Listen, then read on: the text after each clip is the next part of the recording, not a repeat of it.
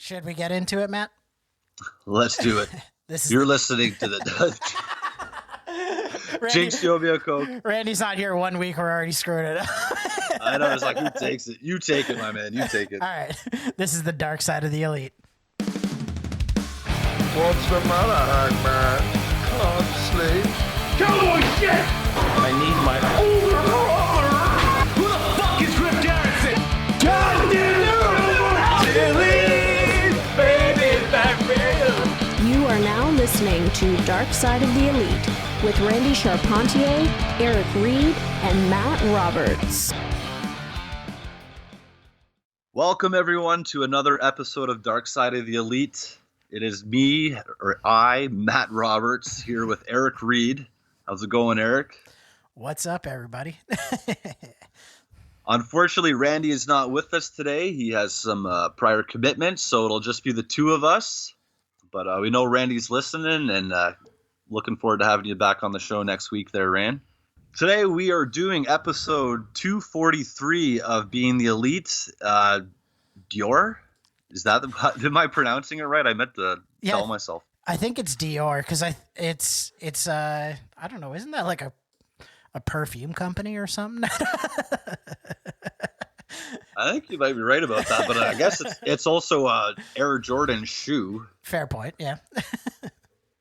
I guess they couldn't come up with a different name for this episode because that was just kind of like a little bit, but they titled the episode after the shoe, which we'll get into here, Air Jordans.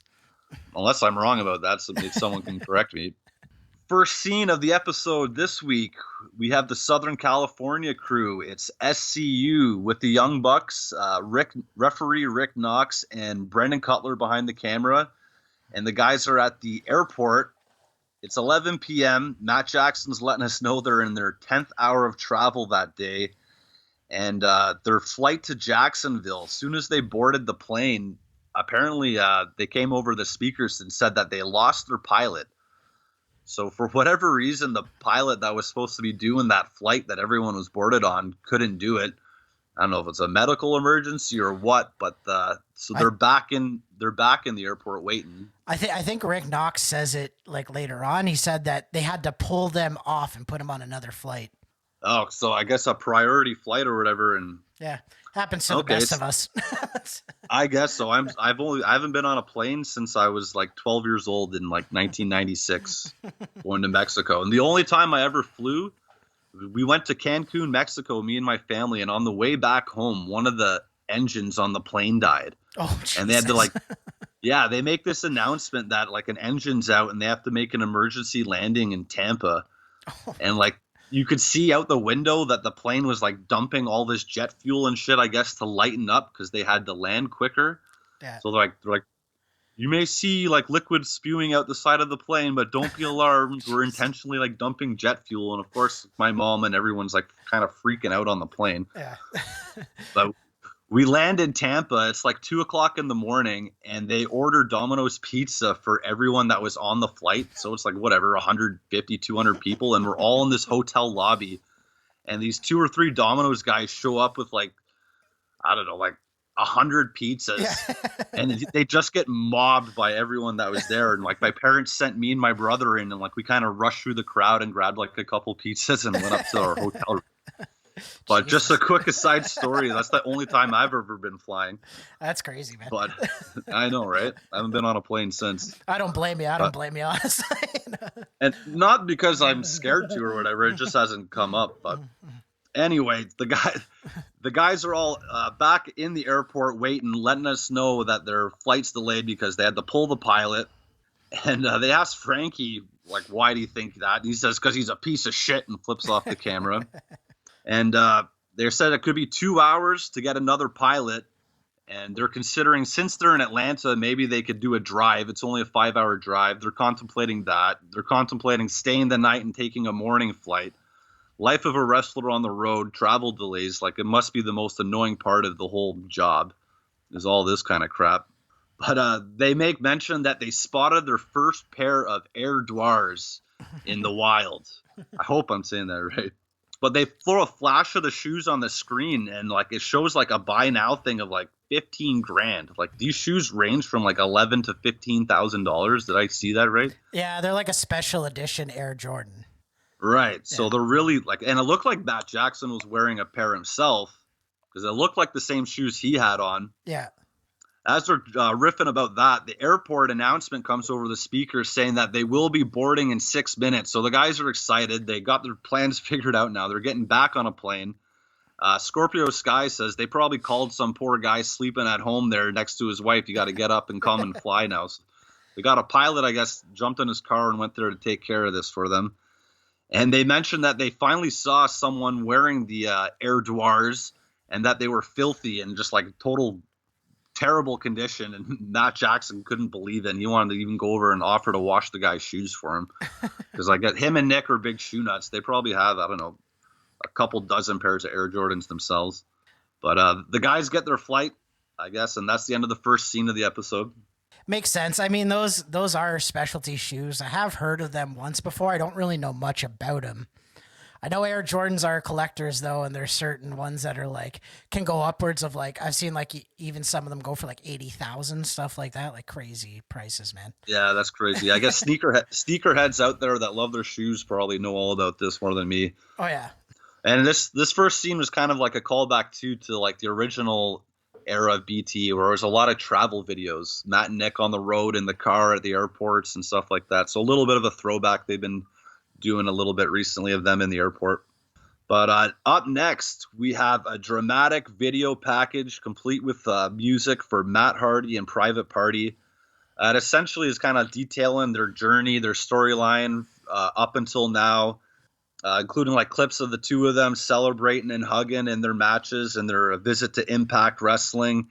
And we get Mark Quinn and Isaiah Cassidy. We get the audio of them leaving messages, voicemails on Matt Hardy's phone, including Mark Quinn saying, "Matt, I'm sorry," and that Isaiah Cassidy just asking him to call me back. It's Isaiah. I'm guessing something happened at No Surrender. Like I didn't watch No Surrender. It was on Saturday night, and from what they're showing, I guess Good Brothers pinned not them, but the. Looked like it was like a triple threat match or something like that, I guess. Yes. Yeah, wasn't it James Storm and Chris Sabin, I think was the other team maybe? Okay. But yeah, I guess Private Party failed to win the Impact titles. I forgot that was on Saturday too. Yeah, like there's so much to take care of this week when it comes to wrestling. It completely slipped my mind, honestly. Oh, I know. Trying to keep track of the wrestling world right now is a full-time job on its own. But that makes a lot more sense now. I guess they failed to win the title, and Matt Hardy's not getting in touch with them, and the guys are upset, apologizing to Matt that they let him down. Well, he's got a new signing anyways. He's got to look after, right? So right. I think they're a little bit jealous of that too. But that's the next little arc in this story between Matt and Private Party. Moving on from there, next up we got our boys in the Dark Order, John Silver and Alex Reynolds, and they're creeping up the stairs outside of Daly's place, and they say it's been 4 weeks since they mentioned that they're going to try to find Sting and recruit him to the Dark Order, which I totally forgot about. But they're up in the upper deck of the stadium because where do you find Sting? Up in the rafters. So the guys are up looking for Sting, and they spot Sting and Darby sitting up in the cheap seats, but it's actually Luther and Serpentico. But John Silver, for whatever reason, he thinks Sting and Darby, you guys want to join the Dark Order? Alex Reynolds, I guess the only one with his not on drugs right now, I guess. So he's like, this is Chaos Project. This isn't Sting and Darby. Like, what's wrong with you, John? And then Luther exclaims, "Sting, I loved his band, you too." And he proceeds to sing Roseanne instead of the Police song Roxanne. Sting? I love Sting. I loved his band, you too. So good. What are you talking about? So good. Roseanne, you gotta grab and play with your red light. Oh. And Alex Reynolds corrects Luther and says, "Hey, it's Roxanne." And Luther freaks out, screaming, "No, it's Roseanne." And John Silver tells Sting to relax. You guys want to join Dark Order or not? And Reynolds again tells him, he's like, "That's not Sting." John Silver says, "What do you mean? That's Sting and Darby. Sting always yells like that, but they get shooed away by Luther, and the guys are out of there. John Silver thinking he's going to find Sting and them up there. Funny little bit. You get to hear Luther's singing voice there, singing Roseanne. She going to grab and play with that red light, let me tell you. Yes, that's right. She's going to grab and play with that red light. I don't know. You know what? I've never really been a big fan of Luther, but after seeing that bit, I'm kind of turning the tables on him. I kind of like that. That was funny. That was definitely the most entertaining bit I've seen him involved in. Yeah. And like as a wrestling guy too, like hearing that Luther's been a wrestler like in the business for whatever, like since Jericho started, like 30 years now or whatever. I'd never heard of him before until I seen him on like Dark here, like his Chaos project in like the last year or so. Yeah. But I guess there's like that independent wrestling world that I wasn't necessarily fully exposed to. Yeah, moving on from there, we got Allie the Bunny and Penelope Ford backstage chilling. And here comes Brendan Cutler to say hi to the girls. Brendan congratulates Penelope on getting married, asks what they're doing, and the girls are playing Animal Crossing on their Nintendo Switches. I know all too much about that. Not myself personally, my girlfriend, but... I'm going to say, I know Animal Crossing's huge. I've never played it. I was going to ask you, but your girlfriend Tracy, she plays it? Quite a bit. I bought it for her back in October, and I think every day she plays it, almost, pretty much. It's one of those addictive games, I guess, eh? It reminds me of back in the day I used to play Harvest Moon. You remember that game? Yeah, actually, like you make a farm. Yeah, like you make a farm and you just like harvest vegetables and like dig holes everywhere. And... I mean, essentially, it's not really far off. It's just like building a town, pretty much, right? You know, so like Animal the Sims or something. Pretty much, except you just play as yourself, from what I gather. Anyways, I don't know. Right. Yeah. So the Allie and Penelope, they're playing Animal Crossing on Nintendo Switch, and Brendan Cutler says, "That's adorable." And Penelope says, "Look, I time traveled," showing Cutler the game, and Cutler points out her sweater that says Slytherin with a snake on it. So he says, "Of course you're cheating if you're Slytherin, you snake." But Penelope says it's only kind of sort of cheating. And Brendan, so insincere, says, "See you later, girls, okay." And as he's walking away, he turns to the camera and says, "Filthy mudbloods, Ravenclaws are where it's at." And the camera pans back to the girls, and Allie says, "Ooh." So is this an Animal Crossing thing, mudbloods and Ravenclaws? Or No, that's a Harry Potter thing. So if you see Allie's wearing a Gryffindor shirt and she's wearing a Slytherin shirt, so it's the different houses from Hogwarts. Oh my God! Okay, it is the most nerdiest thing I've ever seen Cutler say. He says some real nerdy shit, but that's like over the line nerdy. Like, you know what I mean? Right, it went right over my head because I've never actually seen single Harry Potter movies. I mean, it's good they're So it giving makes him more more sense time, now. right? Like it's good they're giving Cutler more time to do his thing, and like I get he does the Dungeons and Dragons thing, and he's like a Twitch streamer and stuff, but that was like unbelievably nerdy. That was the most nerdy thing I've ever seen on BT. Yeah, that's essentially Cutler's gimmick, because he's like the king of the nerds on them, right? Yeah. Up next, we got Five and Dime with Anna Jay and Alex Abrahantes hanging out. And the Dark Order guys, they're happy to see Alex enjoying the Kool-Aid as he's having a sip out of the water bottle. But here comes Santana Ortiz, Sammy Guevara, and Dasha. They're scolding Alex and clapping in Spanish, giving him shit, because Alex has been caught drinking the Kool-Aid with the Dark Order. And then this scene turns into an old kung fu movie where they do like the dubbed English voices over the not matching mouths. And Alex says, "I knew this day would come." And Ortiz says, "There's only one thing left to do. Let's get it on." And they all pull out headbands like the Ryu from Street Fighter, except for Sammy. I guess he missed the memo. He just throws his hat away. And then all of a sudden we get the Japanese-style music, and we've got Dark Order Kai. It's pretty much Street Fighter time here, complete with the fight graphics and the Bang Powell Batman graphics or something you'd see in like a fighting game. And they actually do a real good job like editing this all together. Like they speed up the action, and Ortiz and starts blocking and attacking. Who does he hammer? He hits Alex with like a Hadouken. Yeah, right in the chest. Right?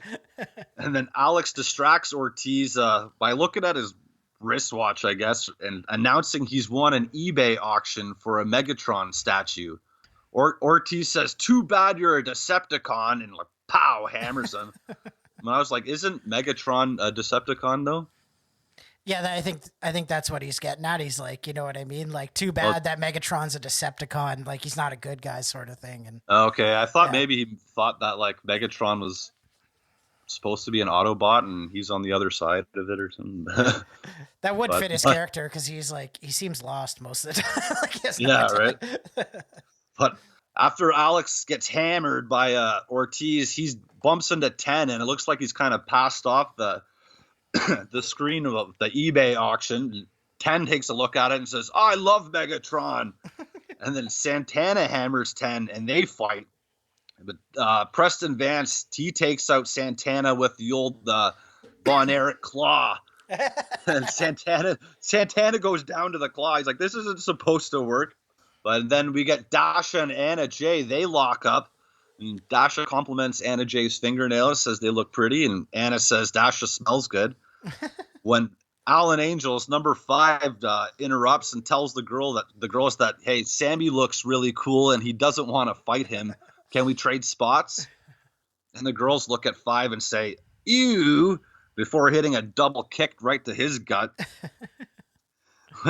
And he gets knocked back into Sammy Guevara, and Sammy grabs 5, and 5 asks Sammy if he wants to join his boy band. And Sammy says they don't get this reference, referring to us, the audience here. And 5 tells us to go watch Sammy's vlog before attacking Sammy. And I did see this. 5 started a boy band over on Sammy Guevara's vlog recently. Oh, okay. Yeah, I haven't caught up in the last couple of months, so I don't. Yeah, 5 was recruiting people to join his boy band, and they did like a Backstreet Boys style, like little music video or something over there. It was pretty funny. Like Finger Bang? I'm gonna finger bang, bang you into my life. Girl, you like to finger bang and it's alright. Yeah, finger bang, bang, bang. Kind of, actually, yeah. But, yeah, 5's been doing a lot of stuff over on Sammy's vlog, actually. That's good for him. I'm glad he's getting more exposure, honestly, in general, with both vlogs, really. I know, and like even just to keep up with kind of the inside stuff happening here, I feel like that might have to be like more required viewing for me now too, because the 2 shows are still they're starting to intertwine a little bit, right? Yeah, exactly.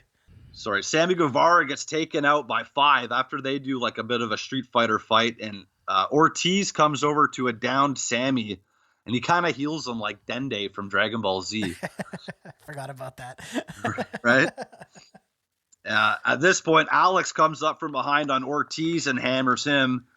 And the Dark Order celebrate with Alex because they think they've won the match here when Vicky Guerrero appears in the corner of the screen, encouraging Proud and Powerful to get up and fight their Latinos. Let's go. And Ortiz and Santana are like, you know what? She's right. Ortiz tells Santana, let's do the thing we've been practicing. Caca! When Santana and Ortiz go into a praying mantis tiger style double team flip kick right to the chest of Alex Abrahantes to secure the KO victory, and they salsa dance to celebrate. Hey, right? That's the way to do it. As they do, as one does, as one does. Salsa dance celebration. They've taken them out, but yeah, this was actually one of the better segments they've done. Like whoever edited it together with all the effects and everything, like. And the music behind it all, it was pretty funny. It was well done. I wonder if it was a Cutler, like if that was something he was involved in, because I know they kind of let them run wild and do whatever they want with like their bits or whatever. So, but I wonder if Cutler had something to do with it, because right now Cobra Kai is fairly relevant. You know what I mean? What with the newest season just coming out last month, right, and stuff like that. So. Yeah, it seemed to have been like recorded and put together better than like I know we were complaining about some of the other skits over the past few months that like had terrible audio and weren't edited that great, but this one was really well done. Do you think that's why Hangman's not with us? Free shipping and handling? No, the dicks. Oh, we don't have big dicks. Oh, we don't have big dicks. We got this freaking shrimps down here. Hey guys, it's about the girth anyways, right? It's like someone I don't have glued girth. an egg corn to the bottom of my torso. I thought mine was adequate. Wait, it's 3 inches big? I think so. That's why you can't have children. Up next, we are in the Dark Order lair, and Evil Uno is addressing the lads, and they want to know, what does Hangman Adam Page see in Matt Hardy that he doesn't see in them? Is it the hair? It's like, no, Alex Reynolds has got the hair. Is it the money? Maybe the money. They're all broke. Is it the suits? Well, Evil Uno's suit's not even purple. It's not the Dark Order color. It's a blue suit that he thinks is gray. well, he might be colorblind. You never know. Right? Don't want to make fun of that disability. Oh, I'm not But making fun of it. no, not you. You know what? Honestly, the only reason I made that comment, anyone out there that listens to Conrad Thompson's podcasts, all the ones with like Bruce and Eric and them, he always laughs and teases that Conrad's colorblind, so he always says, "Don't make fun of my disability" or whatever. Oh, okay.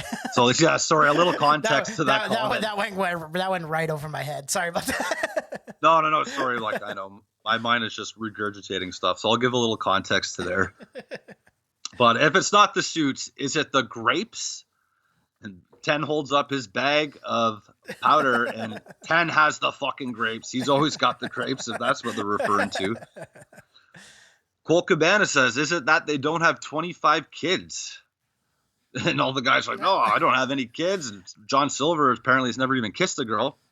But Alex Reynolds and his wife are trying. And the guys get on his case to hurry up. Get in there, Alex. Maybe they need kids to get Adam Page on their side. Yeah, give her the old, hey, how are you? That shit from Stu was the funniest part of that entire bit. He's just like, you look over, he's like, get on it. Yeah, get on it. And speaking of Stu, he says that someone's not helping here, and the lads all turn to Five, who's on a laptop sitting down. What the fuck are you doing, Five? And Alan Angel says he's answering emails. There's like 400,000 unanswered emails here. Evil Uno closes the laptop. And John Silver tells Five, answering emails about how to get your dick bigger isn't going to help. Believe him, he's tried. And 10 tells Five he's got a shrimp dick. And Colt Cabana says, if you're going to do anything like that, at least use promo code Colt. Say that 10 times fast. Anyway. Yeah, Alex Reynolds asked, maybe it is. Is it their dick sizes that's kept Hangman from joining? Like, maybe that is the problem. But Anna J says she thinks that they're better off without him, referring to Hangman. Uno asked the guys if they want to go eat some meat. And the lads take off chanting, meat, meat, meat. So, I don't know what kind of meat or whatever, but they're Alex Reynolds says he's going to go have sex with his wife on the way out, too. Just throws that in there. So he's got a job to do. But as the guys take off, it's just Anna and Five left at the Dark Order lair. She closes Five's laptop again, tells him not to bother. It's not worth it, which I guess is referring to reaching out to Hangman. Is that what that meant? I don't know, because he's also answering the emails. Harkening back to the emails, though, I should say, we did just get a text right before we started this, and Randy has been accepted to the Dark Order. So I wonder if Alan Angels is answering those emails and accepting people into the Dark Order. Yes, Randy did get an email from the Dark Order, like approving his membership. And that email does say at the end, like, hey, Adam, like if you're reading this, I can't find your email or something like that. Yeah, exactly. So I wonder if that's the way he's reaching out to Adam. Right, he's emailing everyone back now and trying. Yeah, exactly. It's funny, like how he actually got an email, not even a joke. Anyone who joined Dark Order must have got the same thing. So maybe everyone out there listening to this who tried to join has got one themselves. Yeah. But up next, we have the hashtag Vicious Vixen Audition. And we get the excuse me, trap, dubstep, whatever you want to call it, dance off. Excuse me? Right. The same track that we got a little snippet of last week. And we got auditions that Nyla Rose and Vicky Guerrero are judging, I guess, for the best dancer. And we have some AEW staff guy that I didn't know who it was. Someone in an AEW golf shirt. No idea. I wrote question mark. I still have no idea who that is. Right? So we start off with him, and then there's track drops, and we get Scorpio Sky dancing, the guys in Chaos Project. We get Griff Garrison, Angelico, John Silver, Fuego, all busting a groove, showing off their moves. And Nyla Rose and Vicky are impressed with what they've seen, but after the dancing's done, that's the end of that for now. So I guess maybe we'll find out who they select next week. I will say Angelico did my only dance move, which is where you just lean back like this and then just shake your arms. Right? I only know one dance move. That's it. You know what I mean? So. That's his signature too, even like from his entrance and shit, right? That's right. I forgot about that. Well, it reminded me of like, what were those like viral videos like 8 years ago? Like the Harlem Shake. The Harlem Shake.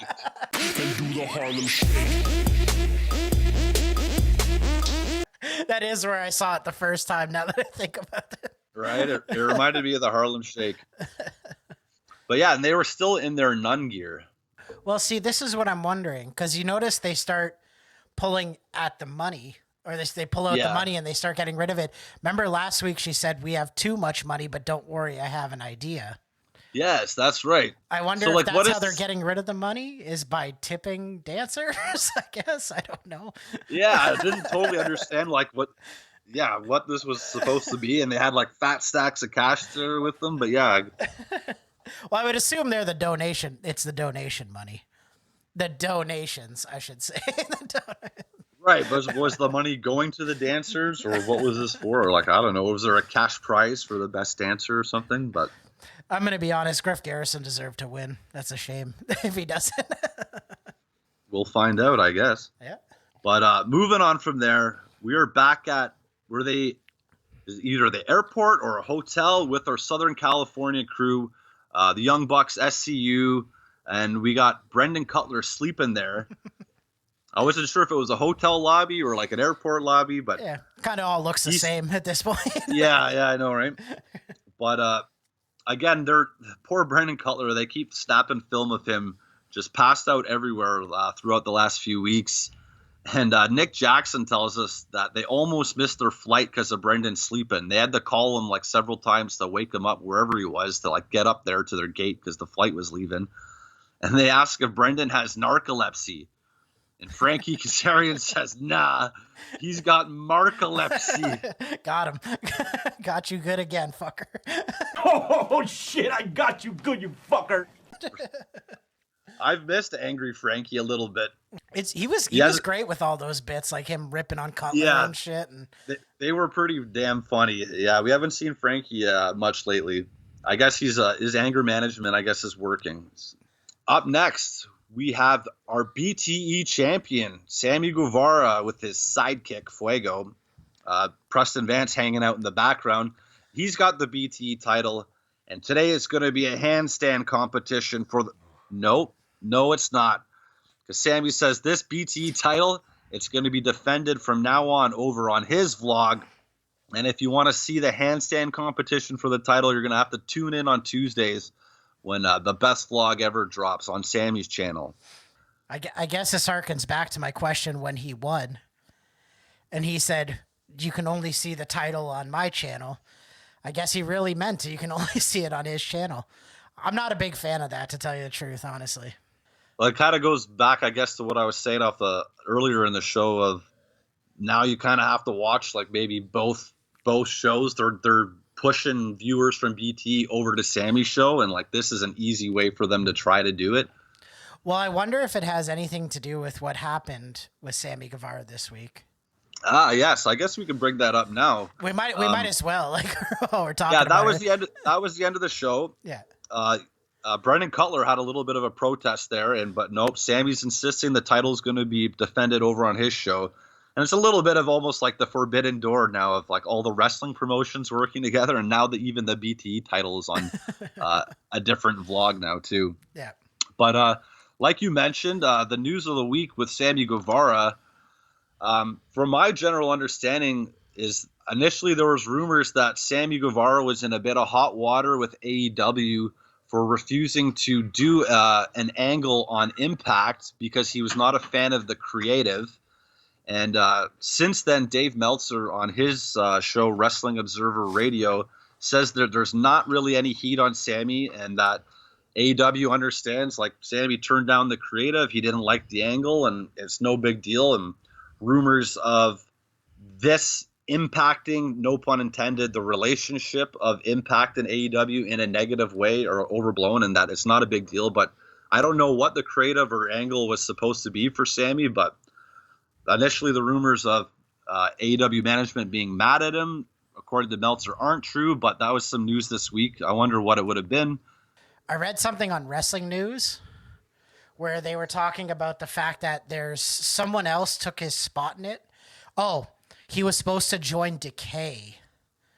Or somebody else joined Decay, and that's what they thought was potentially was supposed to be Sammy's thing. But I don't see that being such a bad thing for Sammy, because, I mean, you're with Rosemary and Crazy Steve, right? Like, both those two are fantastic wrestlers, and their creative is really good. They're actually one of the better parts of Impact, honestly. So it sounds like, yeah, Sammy didn't really want to be involved in that for whatever reason, even though he was asked to. And yeah, who was it from AEW that ended up taking his spot? I don't even think it was. I think it was a different Impact wrestler. Okay, so they never even went that route with it. Yeah. I think, and I don't know. They don't even know for sure if that was the angle that was supposed to happen. Right. That's just what I'm hearing, is whoever took his spot in the new angle is doing that angle. So that's what they're assuming it was. That's all. Gotcha. Yeah. Well, one thing I could see is Sammy had a big angle on Dynamite this week, quitting the Inner Circle. This is a big storyline that's been brewing for a while. This tension between specifically MJF and Sammy Guevara. Lots of little seeds like along the way since MJF joined, and even before that, and that we've now got to this point where Sammy's quit the Inner Circle. And maybe he didn't want to kind of be doing whatever they wanted him on Impact, and while he's doing this, or for whatever reason, I don't know. Yeah. But this is a big storyline from here, and I wonder where it goes from here in the AEW world. I think it's obvious that there's going to be an MJF-Sammy matchup somewhere along the way, but with also now, where does Chris Jericho stand on this? Does Jericho stand with Sammy? Does he stand with MJF? Or like, what about the other guys in the group? So this is the story arc for this Inner Circle. It's been building nicely, and this is the next big step in it, and I'm excited to see where it goes next. Hopefully a reunion of the Sex Gods. That's what I'm aiming on. Because I like the idea of MJF being a little snake. He is a snake, right? That's his whole character. He's a slime ball, right? So, I mean, the fact that you could have him versus Sammy Guevara maybe as like a revenge match or something. I don't know. There's like a million different ways they could play that, but I think eventually Jericho is going to have to wake up and see that MJF, maybe he shouldn't have split hairs on him and Guevara. Maybe he shouldn't have taken sides with MJF. I think the ultimate ending to this, I think, feels like another Jericho MJF match down the road too. I could see Jericho getting a babyface run, out of this, where MJF is the heel or whatever, and they put Jericho and maybe Sammy on aligned as the kind of the babyface side. I could see that. That would be pretty cool. But yeah, projecting way down the road here, they got a lot of ways they could go with this, especially when where does Hager's angle on this? Where's Proud and Powerful's side on this? Is this going to be the end of the Inner Circle? Could the Inner Circle still exist if Jericho's not in anymore? If MJF does take it over, is it still the Inner Circle then? Or fair point. But these are all the questions that they want us as fans asking, and that's the story they're telling. And they've done a really good job with it so far. It's been a long-term build, and I'm liking the direction it's going. Absolutely. What are your final thoughts though on the BTE episode? I know we let that get away from us a little bit, but I do kind of want to know what your final thoughts are overall this week. Apologies, of course. Not bad, not great either though. BTE for a little bit, it's been okay, but I mean, compared to like the glory days of it a few years ago, it hasn't been like of the same quality in my opinion for a while. Uh, today's episode was like just okay. I don't know, like the Dark Order stuff is funny every week, but this wasn't their funniest stuff yet. The Matt Hardy and Private Party, like they had a cool video package that progressed well. I didn't mind the like the Street Fighter fight with Proud and Powerful and against like the Dark Order guys. That was well done, but nothing had me laughing out loud or like really thinking it was great TV or anything like that. It was just okay. I completely agree with you on that one. I mean, like there was quite a few scenes where, like, I kind of had, you know, like the Cutler with Penelope and Penelope Ford and Allie. It's just more Allie and Cutler stuff, which I guess is a rivalry on Twitch we were talking about. And I guess I don't watch it, so it doesn't make sense to me. Like everything seems to be cross promotion, so I guess I don't really. If I don't watch the other thing, I don't quite get it. You know what I mean? Totally. I'm kind of in the same boat too. Like I don't like the video game stuff or whatever. Like yeah, like they can do it or whatever, but I don't know. Like there's nothing funny about it. Like him making the Harry Potter joke or whatever. I guess it's funny, like if you're a hardcore Harry Potter fan and stuff. But like some of the punchlines and like payoffs to some of these bits and stuff are like, yeah. I get they're trying to just do their own thing and trying to push, you know, Cutler into his own thing and Allie into their own thing, and not to mention like. That's the same thing with like the Leva and Kip thing, right? All over again. It's the same idea, right? You know? Yeah, like that stuff was brutal, and like the Statlander stuff they were doing wasn't like good or funny like either. Yeah. Like the glory days in quotes of like BT, like back when like the main characters on the show were Kenny the Bucks, Cody, Hangman, like Marty Skrull, and like Flip. Like the bits and stuff that they had then. Like were so much more entertaining and funny, and the payoffs were better, and like the cast of BT has changed so much, and like now like I find some of it's hit and miss. Like so much Matt Hardy stuff, the Frankie stuff wasn't too bad that they were doing, but the Dark Order stuff has been like great. Like all in all, Dark Order's really carried it. Yeah. But BT as a whole, like even the stuff like there was no Good Brothers this week, was there? Or no, right? Other than them being in the video package for Private Party, no. Right, yeah. And like they've been trying to do some like crude humor with them. That's been okay, but I don't know, BT's not quite the same as it used to be. Yeah, I think they're finding their footing for a new era. I think that's all it is, right? Like I think I am liking the direction with the Dark Order stuff. I mean, I've always loved that, and like especially with they're trying to even find their footing now without Brody Lee and stuff like that, and and it's going to be a little bit of a road ahead for them. But I think them, you know, the storyline with Five, I think Five's due for a big redemption arc very soon. And I think that's going to be the thing that kind of like sets it over the edge and makes it good again. Yeah, like honestly, the Dark Order stuff and Hangman, like that's been the most entertaining stuff for BT for me for a while. Like the Dark Order stuff, they've been killing it for a long time now. Yeah. It's by far like the best like thing they got going right now. But like I just feel like the show, like it's the Young Bucks show, and like the stuff, like I haven't really been too big a fan of like skits and bits and stuff that they've been doing for like a while now. And again, like Cody's like been gone from the show forever now. It's an up and down thing where it's like we've talked about before, where every week you have to come up with new creative and stuff, and that can be a struggle where like I guess you end up with filler sometimes, and maybe right now it's just a little bit of a downtime. Yeah. But I also think with the company growing and stuff, everybody's kind of taken on more roles. Like you look at Matt and Nick, you know, they probably have way more stuff to deal with than they did when they originally started this, and I think it's kind of slowed them down, so they've had to depend on people, you know, filling out parts of the vlog for them. And you know, why not give your lower wrestlers a shot to shine, especially people like Statlander who don't really get TV time, or you know, stuff like that. That kind of makes sense to me, but I think in the long run they need to have some sort of goal. So I'm assuming it's all going to come to fruition. I'm hoping by the time Revolution comes, because Revolution is like what, 2 weeks away.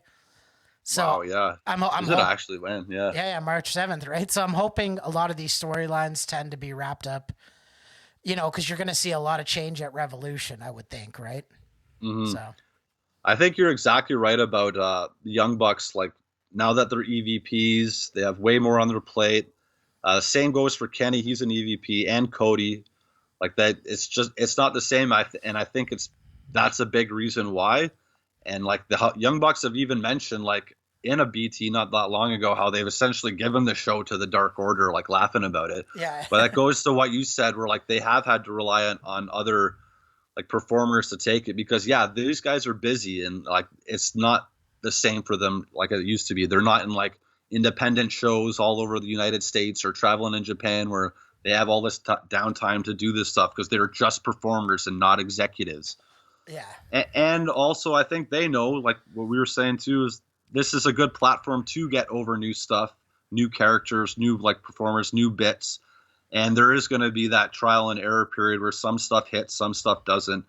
Whereas the beginning of the show, everyone was there to see the Young Bucks and Kenny and Cody and them, right?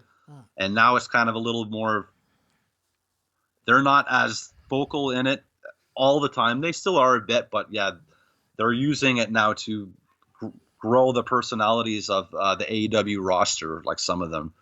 So it is to be expected, where there's that growing pains, I guess, of some things working and some things aren't. But let's, like you said, the reasons why, of everyone's so damn busy now over at AEW, right? Absolutely. So, Matt, do you want to discuss some AEW news or / I guess wrestling news in general for the week? Let's do it. Fire it up. Welcome to Wrestling Banter with the Boys.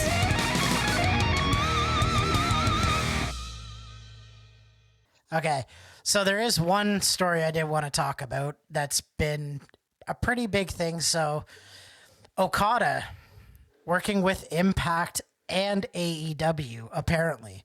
So I'm getting this from Ringside News. I don't know for sure what's going on or how that's working, but from what I'm gathering is that that the Forbidden Door is kicked wide open, and there are plenty of matches to come with NJPW. Mostly that Okada will be involved with a partnership with AEW, but they were wondering about Impact, and Carl Anderson replied to the tweet that they had put out. There was a tweet that was put out said that Okada is or AEW Impact, and he corrected it and said and Impact. I saw that myself, and my first thought was, is that wishful thinking on Carl's part, or did he kind of spill the beans on that? Like, and tell the truth, to say, no, it is.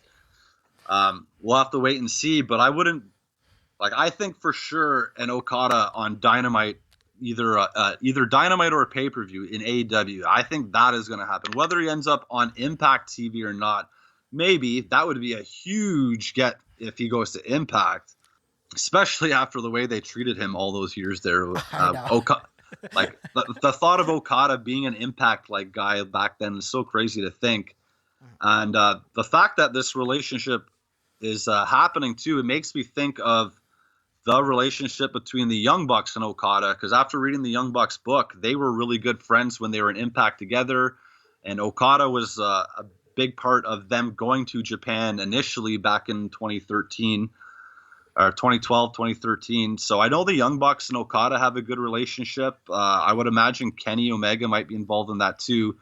So like the thought of Kenny versus Okada 5, that happening in AEW, I think is the dream match that every wrestling fan is, and their mind immediately went to, which would be incredible. Yeah. But if it's multiple matches with Okada and who knows who else coming from New Japan over here, like that's big. Like it's one thing, Kenta comes over, whatever, but if you're getting Okada and the thought too, branching off from this is how awesome would it be if the Golden Lovers either have a reunion or my preference is a match of Ibushi versus Omega. So Ibushi is the NJPW champion. Like Ibushi versus Kenny, that would be next level as well. So this Forbidden Door is going to make for a lot of dream matches. And if these rumors are true, like this is going to be really exciting. Well, I think the big thing is once the travel restrictions lift, it'll be the big thing. Right now, as it stands, any NJPW stars here in America will be able to compete. But Japanese stars, there's still a restriction on them, so I guess we'll see coming on down the line. But I agree, Okada and Omega again would be fantastic. Okada and Jericho, Okada, and you know stuff that, I mean, yes, a lot of people have seen it because it was on NJPW, people who watch it, but a lot of North American fans haven't necessarily seen that on their soil. So I would think something like that would be cool. And I mean, it does harken back to something like when WWE had gotten Kevin Owens and Sami Zayn at the same time.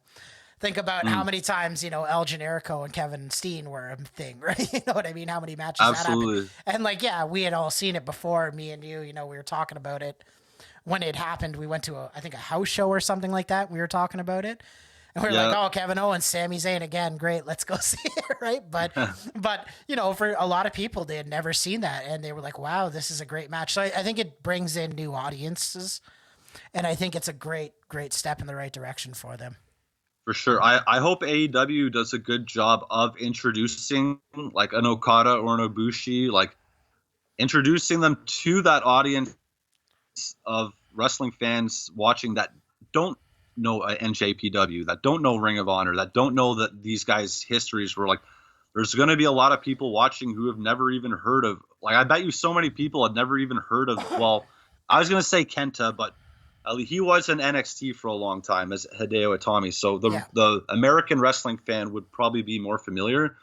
Yeah. And I guess like anyone watching wrestling still these days, most of them I feel like know who these big stars are outside of WWE or like AEW. But I guess the goal is to make new viewers or whatever, or to introduce them to new viewers. Like it'll be interesting to see how AEW handles it. Yeah, because a lot of this is really relying on fans to already be educated, with the Bullet Club reunion and Kenta coming over. Like if you don't already know the backstory and stuff, like I don't know, they've done okay at explaining it, but like I hope they put some time and thought into doing that, letting you know the backstory and the history or why this is a big deal. The other one I actually wanted to talk about was also New Japan related. The fact that Finlay and Juice Robinson are also set to appear on Impact this week. So does that mean that we could also see them in AEW? I would imagine so. Like this three-way thing with Impact, NJPW, and AEW, I think all bets are off for all this stuff. So like even like there's two guys from New Japan going to Impact right there. So maybe Okada going isn't that crazy of a like, you know what I mean? And maybe Carl Anderson is telling us the truth there. But yeah, it's really exciting because I think it's only just going to be more and more, especially like we were saying, like with the restrictions opening up here, like more and more people get vaccinated, the more things like go back to normal over the next few months. I think we're going to be seeing some crazy big dream matches between the three promotions. There's one more thing I did want to talk about, and that is the big main match for this Dynamite coming up this week. So apparently Eddie Kingston has, at the request of him for AEW GM Tony Khan to book a match for him, and the match that he wanted was him, Butcher and Blade, obviously, with the bunny, and Jon Moxley, Lance Archer, and Rey Fenix. Now, there's also quite other few tag matches and in general this week for Dynamite, like they have FTR versus Matt and Mike Sydal, Hangman Page, Matt Hardy, and Private Party versus Hybrid 2 and Chaos Project, which I'm a little confused about because after watching BTE today, do you think Private Party's going to be there or not? And also a continuation of the Eliminator match with Riho and Serena Deeb fighting. Now, this looks like a pretty stacked card for an episode of Dynamite, especially with something like Eddie Kingston fighting against his last couple of rivals. You know what I mean? So I don't know. What are your thoughts on that match? At least the Eddie Kingston match. Wow, what a crazy team that the babyface side there is. Rey Fenix has been unbelievable lately, and I'm glad he's getting like more of a spotlight. Lance Archer to me as a babyface doesn't make sense to me. Yeah, it's like they're trying to push him. Yeah, they're pushing him as like a babyface, but like to me, he just screams heel. Like he's an ass kicker, Yeah. but like it's hard to get sympathy on him. I guess like if I'm usually babyface like fighting from underneath or like that traditional babyface stuff. For Lance Archer, it's hard to do that. And like I don't know, there's nothing about him that makes you want to cheer him myself. But Ray Phoenix and Moxley I think are a great team together. But regardless, I think that's going to be a great match. It's going to be an ass-kicking match. That's regular rules, right? It's not like lights out like we just saw last week or nothing, right? No, from what I'm gathering. Oh, sorry. Yes, it is. It's a ladder match. It's a ladder match. Yeah, it's a ladder match. I did forget to add that part about that. I apologize. What's hanging from the top of the ladder there? At the top of the ladder. It doesn't say anything about that. It just says ladder match. That's weird. Yeah, because usually a ladder match, you need a title or something on the line. That's what you would think. I'm wondering if it's just like an extreme match, though, in general, which kind of beckons the fact that, like, I love Jon Moxley, but it seems like every time he has a match, there has to be some sort of stipulation. And and he shines like crazy in those matches, but I wish he would just have his one-on-one matches. I wish they would just get pushed the same. You know what I mean? If anyone watched Jon Moxley in the G1 when he went to New Japan there, or late 2018, I think it was, or 2019, he was unbelievable in the G1. And he wrestled. It wasn't like hardcore matches over there. And I want to see more of that Jon Moxley in AEW because I know he has it in him. Yeah. But no, the Dynamite looks loaded. I'm sure they'll progress the storyline with the Private Party, Matt Hardy, and Hangman like as a unit in that 8-man match. You'll get some storyline stuff there. But no, I'm excited. I'm looking forward to it. Yeah. By the way, I did find the match you were thinking of. It was Kenny Omega and the Good Brothers versus Jon Moxley and the Death Triangle back in Phoenix. That's what it was. Yes, that's what it was. It was quite a few weeks ago though, so I did have to look back further on that. Right. I would expect now that I know it's a ladder match, but like that was such like a good like bar for like a 6-man tag was that match. I would expect something like or close to that same level again because you put Phoenix now in a match with a ladder, watch the hell out because that's going to be awesome. It seems like Jon Moxley right now is the hardest working dude. It seems like because he's on Dark. He's on Dark this week against John Cruz. Yeah, which I also couldn't believe the fact that he's on Dark, and then he's also doing this six-man tag match again after he just did one. You know what I mean? Yesterday or last week, sorry. And yeah, I don't know, man. He's really getting a good push for losing the title. You know what I mean? Like his face is everywhere in AEW. Well, like if the pandemic didn't hit, like it hit like a couple weeks after he won the title at Revolution last year. Yeah, Moxley was primed for such a massive year in 2020 as the champion. Like he was so red hot, and like the arenas would have been going nuts from that whole title reign he had. He really got screwed out of it. Yeah, but and he definitely still should be right at the top of AEW's like card and protected like they've been doing. I have no issue there. But speaking of Moxley, one tidbit of news, and considering you're saying how busy he is in the ring, Jon Moxley versus Harry Smith, Davey Boy Smith Jr., the British Bulldog's son, is going to be taking place at Josh Barnett's Bloodsport 5 on Saturday, February 20th. And this is only like 5-6 days before he's set to defend the IWGP US title against Kenta. So that's 2 other big matches on Moxley's plate in the next week here. And I've never seen Josh Barnett's Bloodsport, but Moxley versus Harry Smith, that's a cool matchup. And AEW's letting him do this as well, like outside of their promotion. And I looked up the Bloodsport rules. This is like a different style of pro wrestling. I've never seen any of the matches, but they have strict rules of no biting, no eye gouging, no low blows, no foreign objects. You have to be allowed to re-enter the ring like unopposed if you get knocked out, and the only way to win is by knockout or like ref stoppage or by submission. So there's no 3-count pin in this pro wrestling like promotion. Like I've never seen Bloodsport here, but like I'm assuming it is pro wrestling, but just done in a unique style. So that'll be interesting to see. I feel like that's what like CZW wanted to be. Is that sort of style, right? Like that sounds really cool. Like I don't know much about Bloodsport either. I haven't seen enough. I do love extreme wrestling, so I'm surprised I've never really even listened to or watched it as much. But And this isn't like extreme wrestling in that sense because there's no foreign objects or weapons allowed. So it almost seems like a hybrid of like MMA in a pro wrestling environment with almost like Ring of Honor's like title like of honor like stipulations where it's supposed to be like clean wrestling with the rules enforced. So I'm gonna check that out when I can, especially with a matchup like Moxley against Harry Smith. That's got my attention, and this is the 5th one that they've done, so it's worth checking out. well, I'm wondering too if that's the case, is it more of a technical wrestling thing? Because Yes. that would be fantastic. I'm a big fan of technical wrestling. It harkens back to like what we were talking about earlier with the Johnny Gargano and Kushida match from TakeOver. There was a lot of great technical wrestling in that match, and I think that needs to make a comeback now more than ever. Well, this sounds like the type of match Moxley will be forced to do an actual pro wrestling match, like we've been saying, because there's no foreign objects or weapons allowed, no biting, no eye gouging, no, so like he'll be in that kind of maybe environment where we're going to see like more of a traditional wrestling match for him.